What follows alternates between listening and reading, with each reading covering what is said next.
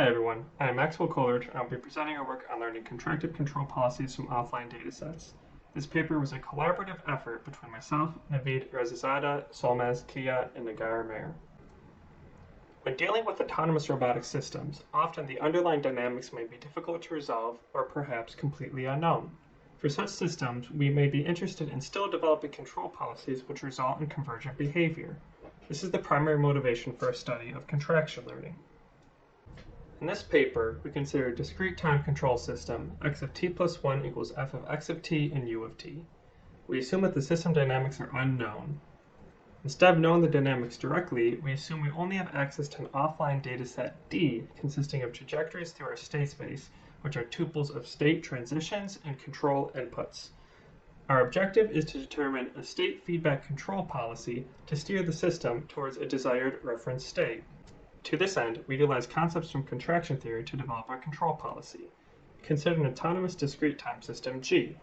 Such a system is contractive if neighboring trajectories generated by G converge to one another. More formally, given the virtual displacement delta x of t, the system is contractive if the norm of the virtual displacements decrease as the dynamics evolve.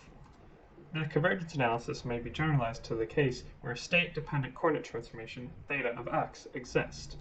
If under such a mapping the dynamics of the transformed state z are contractive, then the original system is contractive as well.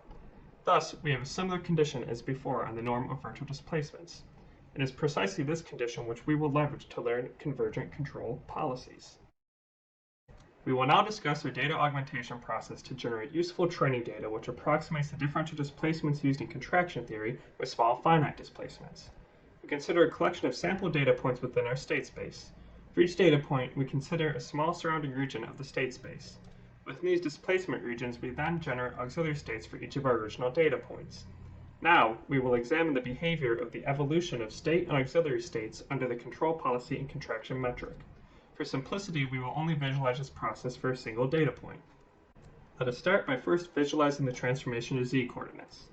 We map all of the original data points and the auxiliary states to the z state space using the coordinate transformation theta. Now we utilize the control policy to forward evolve the dynamics of the state and auxiliary states. These new points may be mapped to the z-space utilizing theta once again. Intuitively, our system is contractive if the points in z-coordinates move closer as time evolves. Thus, we may now use these points to minimize the violation of the approximate contraction condition. Here, we will show the overview of the contraction learning process. Our approach learns a policy and contraction metric jointly.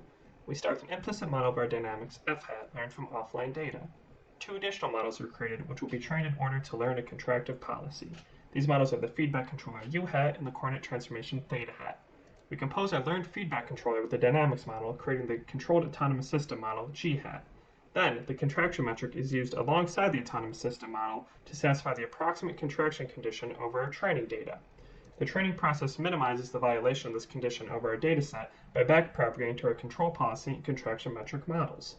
By learning a policy such that our system is contractive to a desired reference, we will have achieved our control goal. Through the use of our contraction policy learning method, we show favorable performance for a number of different physical systems. In the two leftmost plots, we see that the contractive policy converges faster and with less error than other popular control methods. On the right, we see that the convergence accuracy for contraction learning is more robust to the initial state displacement. Therefore, contraction learning yields favorable convergence and robustness performance. The main takeaways of our work are presented as follows. Thank you.